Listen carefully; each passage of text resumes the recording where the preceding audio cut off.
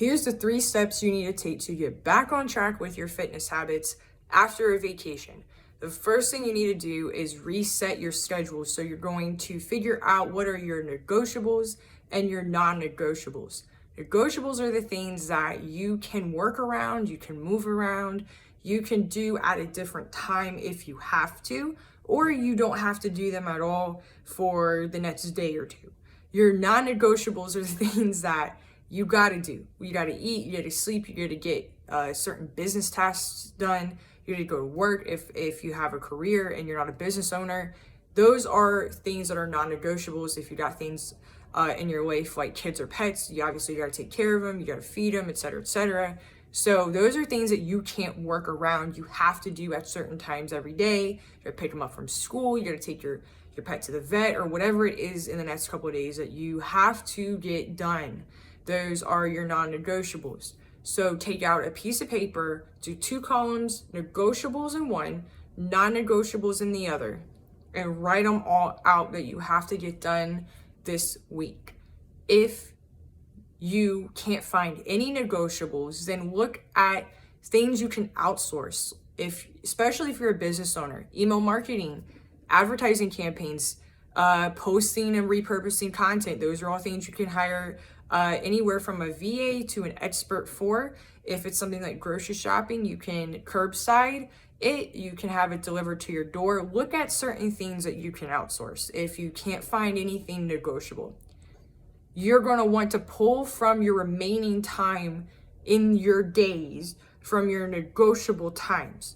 You're going to pick 4 to 5 days a week. You're either going to pick 5 days a week for 30-minute workouts or 4 days a week for 60-minute workouts.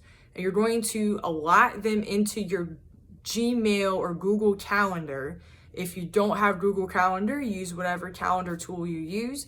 You're going to set a reminder for the day before and 2 hours before, so you know.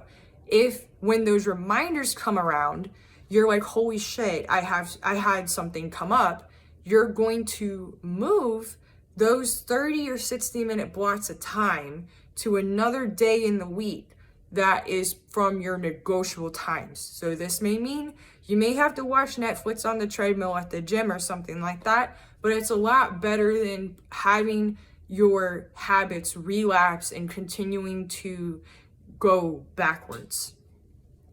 The second thing is that you can't procrastinate. So whether you went to a summit, a business retreat, a vacation for yourself, you need to get this done today. If you're watching this on the toilet and you can't do this immediately because you got to go to a meeting or something like that right after you wipe your ass, then you need to block out 30 to 60 minutes later today, whenever that is, to get this done.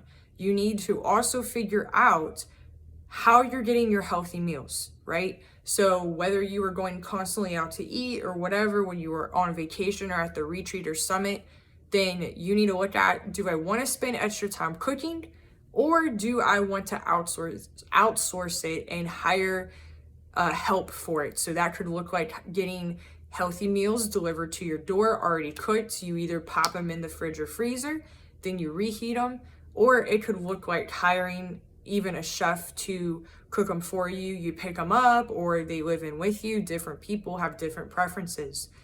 If you're cooking, you're going to need more time. I'm going to suggest an hour a day for all 3 meals and your snacks. If you are looking to outsource it, then you should need about 30 minutes to go online, plug in what you want, put in how you're going to buy it, and hit purchase, and then it's done, right?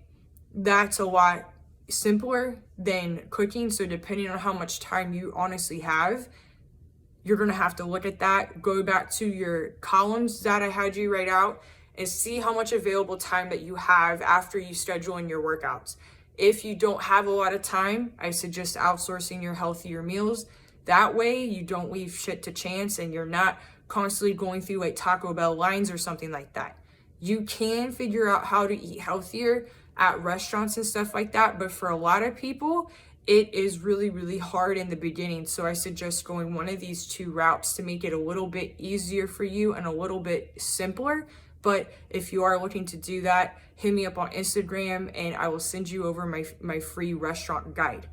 The third thing is that if this keeps happening every single time you go to a retreat or summit or vacation, you need to be proactive. Why is it happening?